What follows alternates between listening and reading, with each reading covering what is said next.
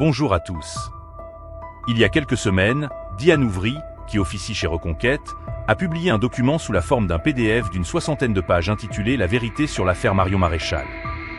Ce document permet de mieux comprendre le conflit dévastateur qui s'est produit entre Marion Maréchal et Reconquête. Malgré le nombre de pages relativement élevé, ce document se lit rapidement grâce à des caractères de grande taille. Si la police de caractères avait une taille de 12 points par exemple, le nombre de pages serait bien inférieur. Ce texte n'a pas connu un grand succès dans les médias, peut-être en raison de l'actualité politique déjà bien encombrée actuellement. Il est utile de prendre connaissance de l'éclairage apporté par Diane Ouvry. Je précise que cette version des faits est, à travers sa plume, celle de Reconquête. Nous n'avons pas la version de Marion Maréchal, qui serait peut-être différente. Libre à elle de s'exprimer si elle le souhaite. Voyons maintenant la structure de ce PDF, composé d'un texte introductif et de 5 chapitres que je vous propose de parcourir ensemble, en le résumant dans ses grands traits principaux.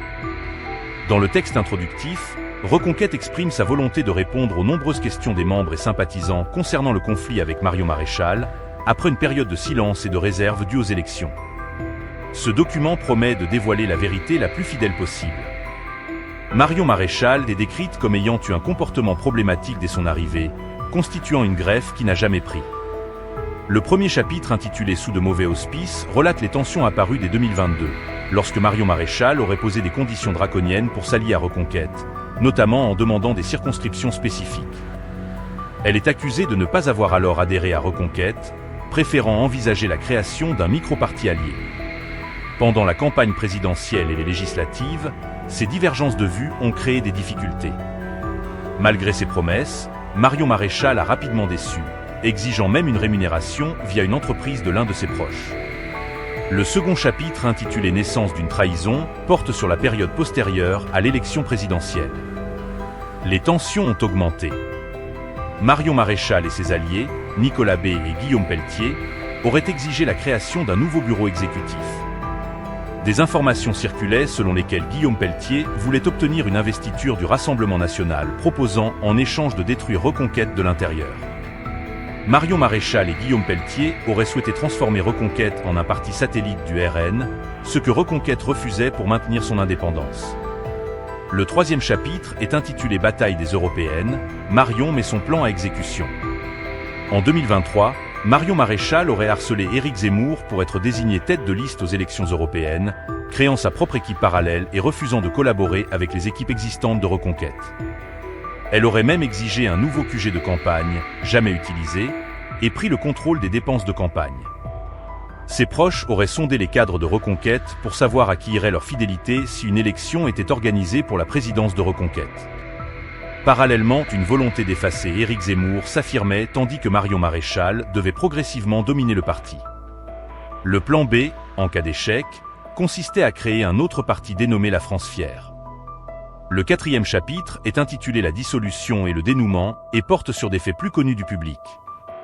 Le 9 juin, après les élections européennes, Marion Maréchal négocie avec le RN suite à l'annonce de la dissolution de l'Assemblée nationale par Emmanuel Macron, parvenant à un projet d'accord mais sans Éric Zemmour. Ce projet d'accord a ensuite été exclu par le RN, tout comme Marion Maréchal et ses alliés ont été exclus de Reconquête après avoir appelé à voter pour le RN et non pour Reconquête. Le dernier et cinquième chapitre est intitulé « La libération et l'avenir ». Il évoque la déception des militants face à ces trahisons. Le départ de Marion Maréchal est vu comme une opportunité pour Reconquête pour retrouver sa cohésion et sa motivation initiale, favorisant ainsi la continuation de son combat politique.